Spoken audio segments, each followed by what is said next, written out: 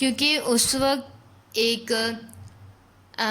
کوئی شخص تھا جس نے کذاب نام کے ایک شخص ہے جس نے جھوٹے نبی ہونے کا دعویٰ کیا تھا، اور پھر اس کے خلاف پوری جنگ ہوئی تھی، جنگ یمامہ جسے کہتے ہیں۔ اس جنگ میں بہت سارے حافظ شہید ہو گئے تھے، تو حضرت بکر کو اس وقت یہ شدت سے مطلب یہ بس بات کا احساس ہوا کہ اگر اسی طرح جتنے بھی حافظ ہیں وہ شہید ہو جائیں گے تو قرآن پاک یاد کہاں رہے گا۔ تو اسی لیے پھر انہوں نے ایک کتابی شکل میں ایک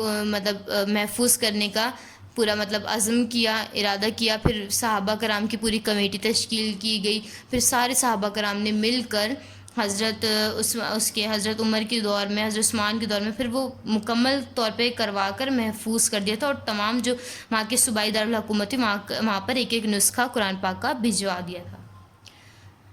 تو اب ہیڈنگ ہے ہماری قرآن مجید میں جو کچھ بیان ہوا ہے وہ یقینی علم اور حقیقت کی بنیاد پر مبنی ہے، اس میں کسی شک کا گزر نہیں، کوئی شک نہیں کر سکتا اس کی کوئی بات میں بھی۔ قرآن پاک کی جو بات ہوتی ہے اس میں ہر زمانے میں اور ہر خطے کے تمام انسانوں کے لیے مکمل ہدایت و رہنمائی موجود ہے۔ انسان کی دنیا اور آخرت کی حقیقی فلاح کا دار و مدار اسی پر عمل کرنے میں ہے، یعنی جو بھی انسان ترقی چاہتا ہے اس کو قرآن مجید پر عمل کرنا چاہیے، اور قرآن مجید کو بڑی فضیلت حاصل ہے۔ جس طرح یہ کلام تمام کلاموں سے بہتر ہے، اسی طرح انسان بھی تمام انسانوں سے بہتر ہے، کیونکہ ہمیں اشرف المخلوقات کا درجہ حاصل ہے۔ وہ انسانوں کو چاہیے کہ وہ خود بھی اس کا علم حاصل کرے اور دوسروں تک بھی قرآن مجید کا علم پہنچائے، کیونکہ ارشاد ہے کہ تم میں سے بہتر وہ ہے جس نے قرآن سیکھا اور سکھایا۔ حضور اکرم صلی اللہ علیہ وسلم فرماتے ہیں ہم میں سے بہتر انسان وہ ہوگا جس نے قرآن مجید خود سیکھا بھی اور پھر سکھایا بھی۔ صرف سیکھنے تک ہمارا عمل محدود نہیں ہونا چاہیے، بلکہ سکھانا بھی ہم پر فرض ہے۔ اس لیے ہمیں چاہیے کہ قرآن پاک کا علم حاصل کرنے کی طرف سب سے زیادہ توجہ دیں، اور اس کے لیے کسی طرح کی محنت سے دریغ نہ کریں، ہم جان نہ چھڑائیں، بلکہ پورے دل و جان سے اس کی تعلیمات حاصل کریں اور اس پر عمل پیرا بھی ہوں۔